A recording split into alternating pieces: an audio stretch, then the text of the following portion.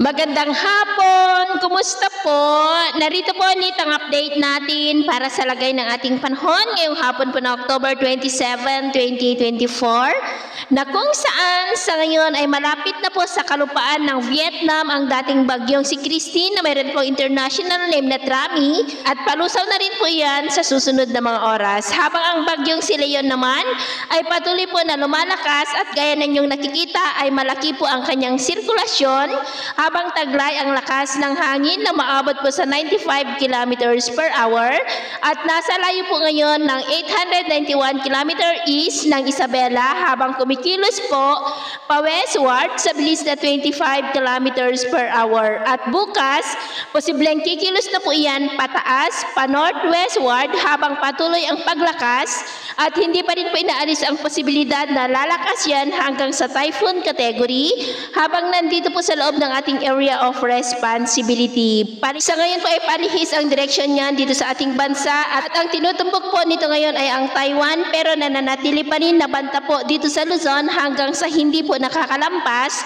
dito po sa hanay ng ating kalupaan kaya patuloy pa rin natin nababantayan yan dahil posible pa ang mga pagbabago lalo na at nandyan pa rin sa may karagatan at ito naman po ang pinapakita ng forecast model natin po ang ginagamit hanggang po sa susunod na 2 linggo. At sa lagay ng ating panahon, ngayong hapon ay generally fair weather sa malaking bahagi ng ating bansa pero may chance pa rin ng cloudy skies with isolated rain sa ilang bahagi po ng Ilocos Region, Cordillera, Cagayan Valley, Central Luzon, Metro Manila, Southern Quezon, Camarines Provinces, Albay, Catanduanes, Sorsogon, Northern Samar, San Jose sa may Mindoro at maging dyan po sa may Palawan. At mamayang gabi, generally fair weather pa rin po sa malaking bahagi ng ating bansa pero may chance pa rin ng mga isolated rains.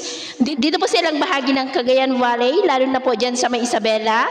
Ilang bahagi po ng Cordillera, Central Luzon, Cavite, Occidental Mindoro, Southern Palawan, ilang bahagi po ng Legazpi at Butuan, maging po sa ilang bahagi ng Ilocos Region, kaya mag-ingat pa rin po tayo sa mga banta pa rin ng mga pagbaha at pagguho ng lupa.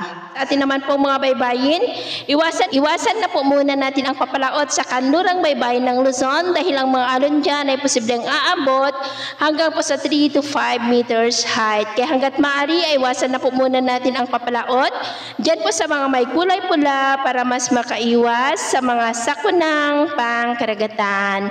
So yun po ang latest update natin sa araw na ito. Ako po muli si James na nagsasabing sa kahit na ng pagsubok po na darating sa ating buhay, huwag na huwag po tayong mawawalan ng pag-asa. Thank you and God bless!